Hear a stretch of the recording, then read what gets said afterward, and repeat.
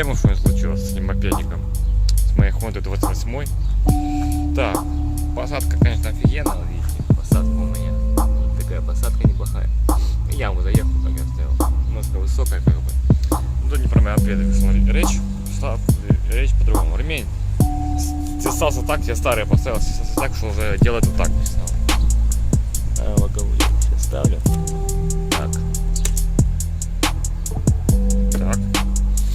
Ночной стартер.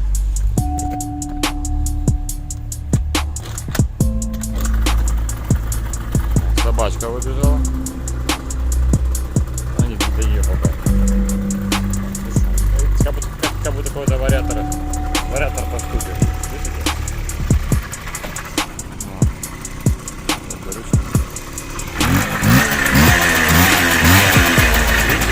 Как вариатор.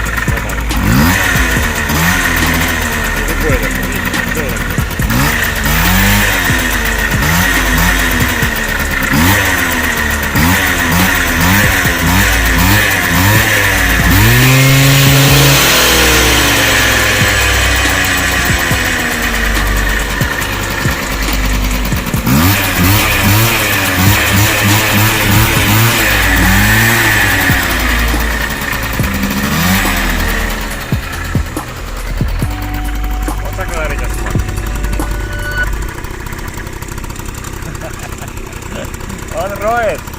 Ладно. Речь о том, что он поступит. Я заглушил, слышите? О, слышали? Такой звук. Так, сейчас я буду разбирать. Увидите, как разбирать буду.